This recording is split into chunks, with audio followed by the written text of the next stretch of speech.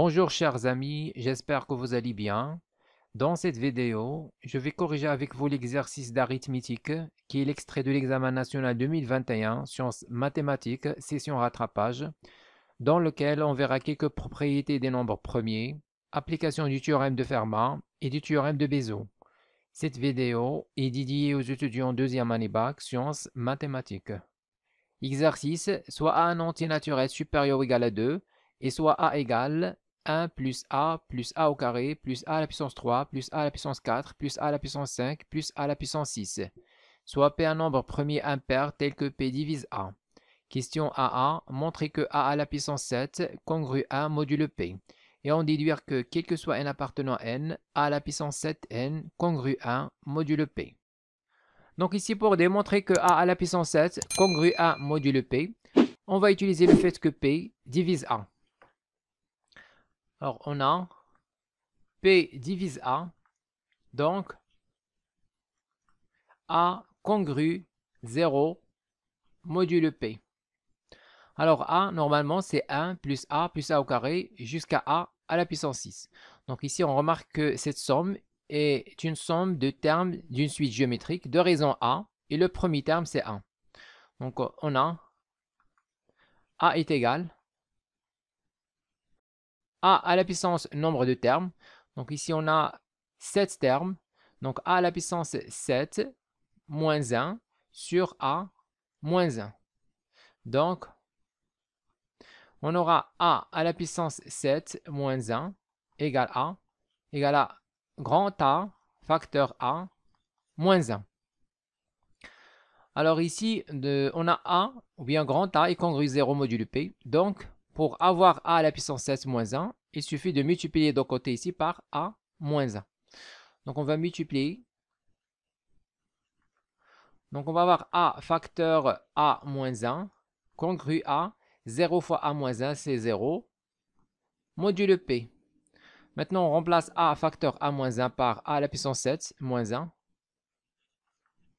D'où, on aura a à la puissance 7 moins 1, congru 0, modulo p. C'est-à-dire a à la puissance 7 congru 1 modulo p. Puis en déduire que quel que soit n appartenant à n, a à la puissance 7n congru 1 modulo p. Donc pour avoir ce résultat, il suffit de mettre les deux côtés ici à la puissance n. Donc quel que soit n appartenant à n, on aura a à la puissance 7, le tout à la puissance n, congru 1 à la puissance n modulo p, c'est-à-dire, quel que soit n appartenant à n, a à la puissance 7 fois n, donc 7n, congru 1 à la puissance n, c'est 1, modulo p. De le résultat.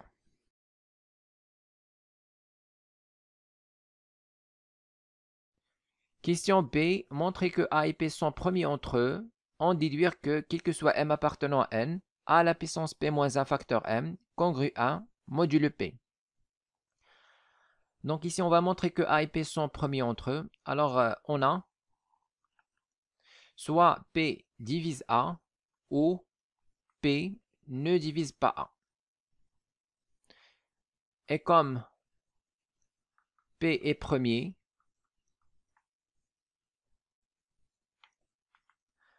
donc on aura P, soit P divise A, ou P est premier avec A. Donc on a déjà vu cette propriété dans le cours. On dit que quel que soit x appartenant à z, quel que soit p un nombre premier, alors p ne divise pas x implique que p est premier avec x. Donc on a déjà vu cette propriété dans le cours. Donc pour montrer que p et a sont premiers entre eux, il suffit de montrer que p ne divise pas a. Alors si p divise a, alors dans ce cas, on aura p divise a et p divise a au carré et p divise a à la puissance 3 et p divise a à la puissance 4 et P divise A à la puissance 5 et P divise A à la puissance 6. Donc, on va avoir P divise la somme de A plus A au carré plus A à la puissance 3 plus A à la puissance 4 jusqu'à A à la puissance 6. Donc, P divise A plus A au carré plus A à la puissance 3 plus A à la puissance 4 plus A à la puissance 5 plus A à la puissance 6. Or, P divise grand A. Donc, grand A, c'est 1 plus A carré, etc. jusqu'à A à la puissance 6. Alors, quand P divise A, alors P divise la différence de A avec cette somme. Alors, P divise grand A moins A plus A au carré plus A à la puissance 3 plus A à la puissance 4 plus A à la puissance 5 plus A à la puissance 6. Alors, c'est quoi grand A moins A plus A au carré plus A à 3 jusqu'à A à la puissance 6? Donc, grand A moins A plus A au carré jusqu'à A à la puissance 6, c'est 1. Donc, P divise 1. D'où P est égal à 1. Absurde. Donc, ce qu'on a supposé au début n'est pas vrai. On a supposé que P divise A. On a trouvé absurde. Donc, on déduit que P ne divise pas A. Par suite, P est premier avec A. Ensuite, on nous demande de montrer que quel que soit M appartenant à N, A à la puissance P moins 1 facteur M, congrue A modulo P. Donc ici, on a montré que P est premier avec A, et P est un nombre premier. Donc, d'après le petit théorème de Fermat, on va avoir A à la puissance P moins 1, congrue 1, modulo P. Donc P est premier, et P est premier avec A. Donc, d'après le petit théorème de Fermat, on a A à la puissance P moins 1, congrue 1, modulo P. Maintenant, pour avoir le résultat demandé, ici, A à la puissance P moins 1 facteur M, congrue 1 modulo P, il suffit de mettre les deux côtés ici à la puissance M. Donc, quel que soit M appartenant à N, on aura A à la puissance P moins 1, le tout à la puissance M, congrue 1 à la puissance M, modulo P. Donc, quel que soit M appartenant à N,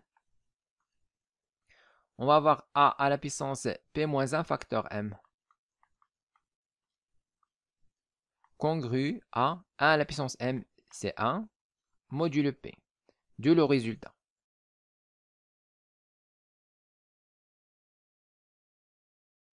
Deuxième question, on suppose que 7 ne divise pas P moins 1. Question A, montrer que A est congru 1 modulo P. Donc ici, on a 7 est un nombre premier et il ne divise pas P moins 1. Donc, 7 est premier avec P moins 1. En utilisant toujours la même propriété qu'on a utilisée dans la question précédente. Donc, on a 7 est premier et 7 ne divise pas P moins 1. Donc, 7 est premier avec P moins 1. Maintenant, on va utiliser le théorème de Bezout. Alors, d'après le théorème de Bezout, il existe un couple UV appartenant à Z au carré, tel que je vais avoir 7U plus P-1 fois V égale à 1. Alors maintenant, on va discuter selon le signe du couple UV. on va discuter si U et V sont toutes les deux strictement positifs, si U et V sont toutes les deux strictement négatifs, et si l'un est positif, l'autre est négatif. Alors, par exemple, si U est positif, je peux ici utiliser la propriété ou bien le résultat précédent. On a déjà montré que quel que soit n appartenant à n, a à la puissance 7n congru à mod p. Donc, par exemple, si U est positif, je vais avoir a à la puissance 7u congru à module p. Même chose pour V. Si V est positif, je vais avoir, d'après le résultat précédent, de la question précédente, je vais avoir A à la puissance P-1 fois V congru à module P. Donc, c'est pourquoi on va discuter selon le signe de U et V. Donc, lorsqu'on va discuter selon le signe de U et V, on pourra utiliser les propriétés ou bien les relations qu'on a déjà démontrées dans les questions précédentes. Alors, premier cas. Alors, on va étudier le cas où U est strictement positif et V aussi strictement positif. Alors, dans ce cas, on aura U, puisque U appartient à Z, strictement positif, donc U supérieur ou égal à 1, et V aussi supérieur ou égal à 1. Donc, je vais encadrer cette expression, 7U plus P-1 fois V. Alors, on aura 7U supérieur ou égal à 7, et ici, P-1 fois V. Donc, P-1 fois V supérieur ou égal, on va multiplier ici les deux côtés par P-1, supérieur ou égal à P-1. Et bien sûr, on sait que P est un nombre premier, impair. Ça veut dire quoi? Ça veut dire que P est supérieur ou égal à 3. Donc, le seul nombre premier impair, c'est 2.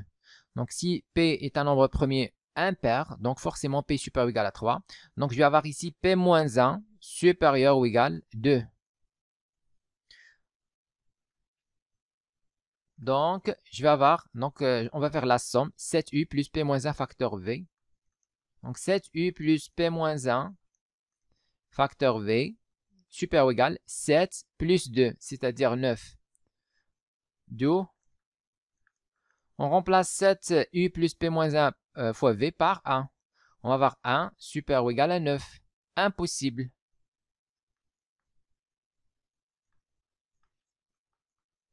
Donc, le cas où U et V sont toutes les deux strictement positifs n'est pas possible. Maintenant, on passe au deuxième cas. Alors, dans le deuxième cas, on va étudier lorsque U strictement négatif et V strictement négatif. Alors, c'est évident. Je vais avoir ici, je vais avoir la somme. Donc, cette somme, 7U plus P-1V strictement négatif.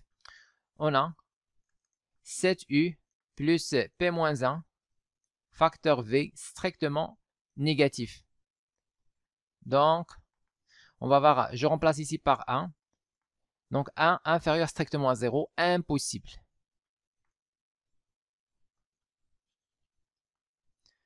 Donc, le deuxième cas est aussi impossible. Maintenant, on passe au troisième cas. Donc, troisième cas. Alors, dans le troisième cas, on va supposer que U est strictement positif et V inférieur ou égal à 0. Donc, U strictement positif et V inférieur ou égal à 0.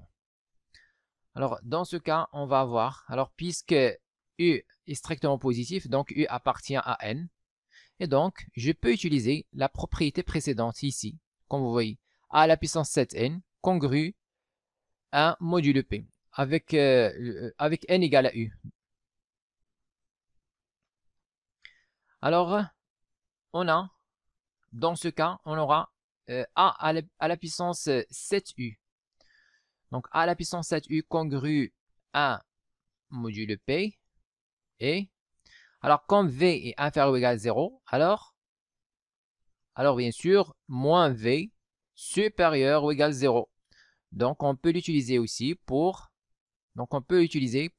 avoir la deuxième formule ici. A à la puissance P-1 facteur M congru à mod P. Donc, on va l'utiliser aussi. Donc, on va avoir ici A à la puissance P-1 fois moins V. Donc, V négatif moins V positif. Donc, on peut l'utiliser congru 1 mod P. Donc, ceci d'après les questions précédentes.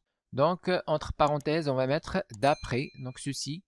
Donc, les deux relations d'après la question 1. La question 1, A et B. Donc, ici, on a A à la puissance 7U. Donc, A à la puissance 7U congru 1 mod P. Et ici, on va multiplier les deux côtés par A. Donc, je vais avoir ici A fois A à la puissance P-1 fois moins V. Donc, moins V congru. Alors, dans l'autre côté, on multiplie aussi par A. Je vais avoir congru A module P. Maintenant, ici, on va utiliser donc la symétrie de la relation congruence. Donc, on va écrire A congru ceci, c'est-à-dire A à la puissance. Donc, ici, on va ajouter les exposants. On a ici A à la puissance 1. Donc, on va avoir 1 moins ça. Donc, moins P moins 1 facteur V modulo P. Donc, ici, on a A à la puissance 7U congru 1 mod P. Ensuite, on va remplacer 1 moins P moins 1 facteur V par 7U. Donc, comme vous voyez ici, alors P moins 1 fois V, dans l'autre côté, qu'est-ce qu'on va avoir? On va avoir 7U égale à 1 moins P moins 1 facteur V. Donc, on va remplacer 1 moins P moins 1 facteur V par 7U, tout simplement. Donc, on va remplacer 1 moins P moins 1 facteur V par 7U. Donc, on aura A à la puissance 7U congru 1 module P. Et ici, je vais avoir A congru A. Alors, 1 moins P moins 1, on a déjà dit, c'est 7U module P. Voilà, donc ici, on a A congru A à la puissance 7U module P. Et ce dernier, ici, est congru à 1 module P. Donc, par transitivité, je déduis que A congru 1 module P. Par transitivité, on déduit que on va avoir A congru à 1 module P. Donc, c'est ce qu'il fallait démontrer. Quatrième cas. Maintenant, on va supposer que U est inférieur ou égal à 0 et V strictement positif. Donc, quatrième cas. On va supposer que U est inférieur ou égal à 0 et V strictement positif. Donc, bien sûr, le cas où U égale à V égale à 0 est impossible. Donc, comme vous voyez ici, si U égale à V égale à 0, je vais avoir 0 égale à 1. Donc, ce n'est pas possible. Alors, quatrième cas, U inférieur ou égal à 0, V strictement positif. Donc, on va raisonner de la même façon que dans le troisième cas. C'est le même raisonnement. Avec le même raisonnement, on aura le même résultat que dans le troisième cas.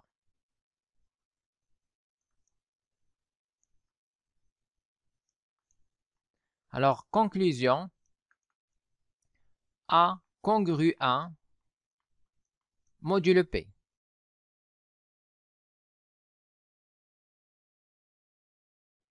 Question B, on déduire que P est égal à 7. Donc ici, on va utiliser la question précédente. On a déjà montré que A est congru à module P. Donc on a A congru à module P. Donc, maintenant on va mettre les deux côtés au carré. On va avoir A au carré congru à module P. Et on va mettre les deux côtés à la puissance 3. Donc on va avoir A à la puissance 3 congru à module P. Même chose, on va avoir A à la puissance 4 aussi congru à module P. A à la puissance 5 congru 1 modulo P. Et finalement, on va avoir a à la puissance 6 congru 1 modulo P. Donc, si on fait la somme, 1 plus a au carré jusqu'à a à la puissance 6, qu'est-ce qu'on va avoir? On va avoir ici 1 plus a a au carré plus a à la puissance 3 plus a à la puissance 4 plus a à la puissance 5 plus a à la puissance 6 congru a. Donc, on va faire la somme de ces relations de congruence côté par côté. Donc, on va avoir, on a déjà a congru 1. Donc, on va avoir 1 plus 1, 2, plus 1, 3, plus 1, 4, plus 1, 5, plus 1, 6, avec le 1 qu'on a ici. Donc, on va avoir ici 7. Congru 7, modulo P. Alors, c'est quoi ça? C'est A. C'est-à-dire, on remplace cette somme par A, congru 7, modulo P.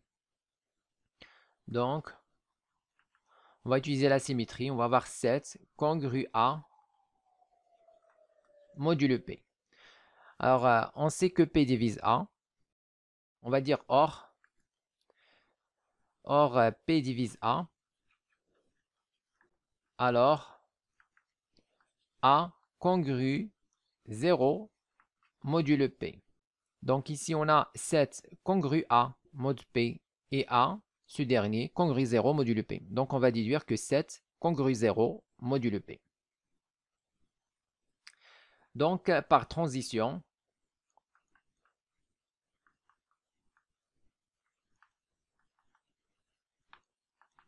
on va avoir 7 congru 0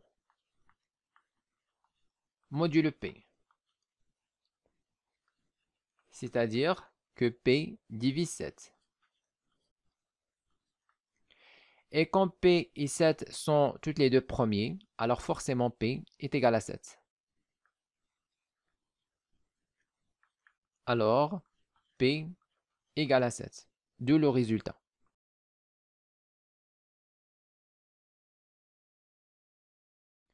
Troisième question, montrez que si P est un nombre premier impair tel que P divise 1, alors P est égal à 7 ou P est congru 1 modulo 7. Alors, supposons que P est un nombre premier impair tel que P divise 1.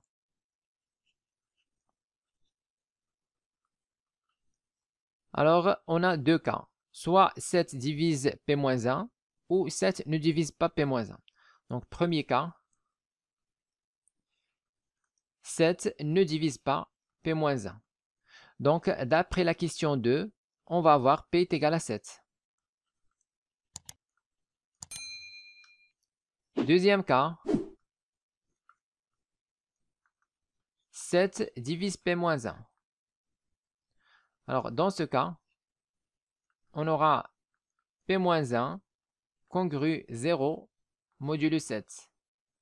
C'est-à-dire P congru 1 modulo 7.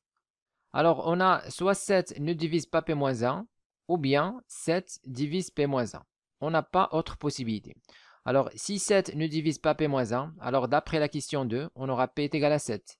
Sinon, si 7 divise P-1, dans ce cas, on va avoir P congru 1 modulo 7.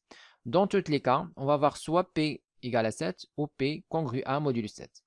Alors maintenant, conclusion. Alors, si P est un nombre premier impair tel que P divise 1, alors soit P est égal à 7 ou P congru 1 modulo 7.